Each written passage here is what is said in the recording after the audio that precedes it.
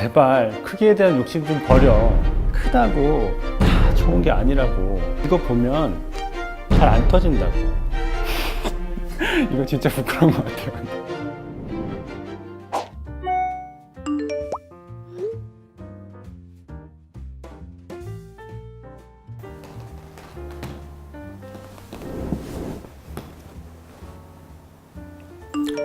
음성톡이 왔네요.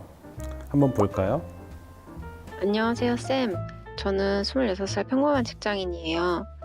저는 가슴이 정말 작은 편이라서 시중에 맞는 속옷이 거의 없을 정도거든요. 어렸을 땐 친구들한테 앞뒤가 구별이 안 간다 이런 놀림도 많이 받았고요. 그러다 보니까 자존감도 많이 떨어지고 심리적인 위축감도 많이 느끼는 편이에요. 사실 오래전부터 가슴 확대 수술을 고민해 왔는데요. 이게 아무 병원이나 가자니 좀 무섭더라고요. 가슴 확대 수술을 하기 전에 꼭 알아야 하는 게 있을까요? 네, 사연 잘 들어봤고요. 맞습니다. 많은 사람들이 궁금해 하시는데요. 오늘 가슴 수술은 어떻게 진행이 되는지, 또 가슴 수술에 대해서 부작용은 어떤 게 있는지, 가슴 수술에 대해서 또 자세하게 설명해 드리도록 하겠습니다. 와, 톡이 왔네요. 보형물의 종류가 다양한가요? 라고 질문해 주셨습니다.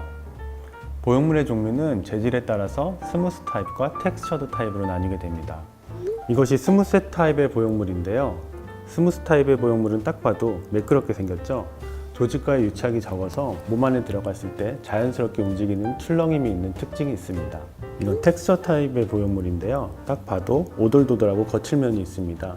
이런 오돌도돌함 때문에 몸 안에 들어가면 마찰력이 생기고 움직이지 않아서 최근에는 이런 보형물들이 조금 더 안정적이라고 생각하고 모양도 좀 빨리 자리 잡히는 경향이 있습니다.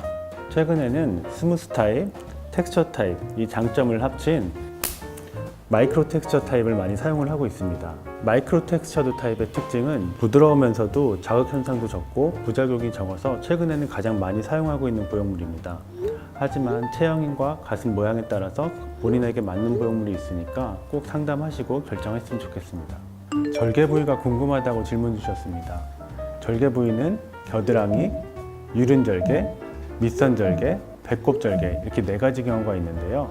겨드랑이 절개는 보시면 절개 주름살을 따라서 수술하기 때문에 수술 부위가 가장 잘 안 보인다는 장점이 있고, 가슴 밑선 부위는 가슴과 가장 가까운 부위에서 시작하기 때문에 수술이 빨리 끝나고 통증이 적고 부작용이 적다는 장점이 있습니다.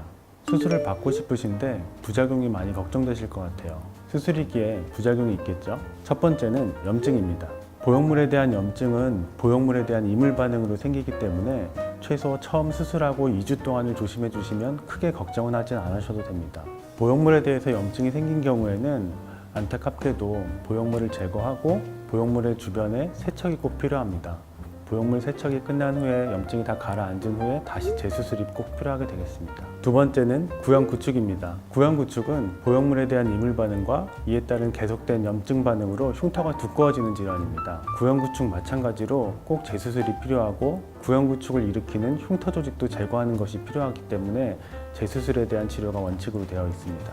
최근에는 예전보다는 더 자극이 덜한 보형물을 사용하기 때문에 발생 비율은 낮아지고 있습니다. 비침 현상, 이거를 흔히 리플링이라고 하는데요. 예전에는 생리식염수 보형물을 썼기 때문에 많이들 생겼지만 최근에는 많이 생기지 않는 부작용이므로 너무 날씬하신 분이 너무 크기에 욕심을 내지 않는다면 너무 걱정하실 필요는 없을 것 같습니다. 수술 잘하는 병원을 찾는 꿀팁을 알려달라고 하셨는데요. 첫 번째는 숙련된 의사와 직접 상담을 하시는 게 중요하겠습니다.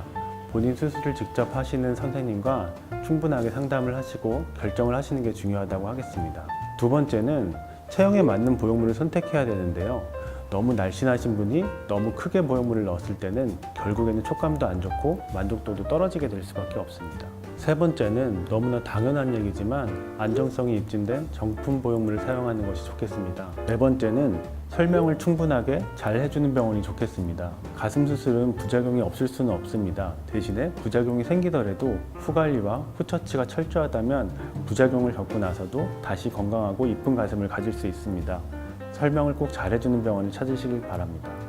사연자분의 상담을 들어보면 작은 가슴 때문에 자신감도 떨어지고 심리적으로 위축도 되신다고 하셨는데요. 수술을 결정할 때 제가 말씀드린 몇 가지를 꼭 염두에 두시고 결정을 하신다면 꼭 좋은 결과가 있을 것 같습니다. 마지막으로 그렇다 하더라도 본인 가슴과 본인 신체를 가장 소중하게 생각하고 사랑하시는 게 가장 중요할 것 같습니다. 안녕.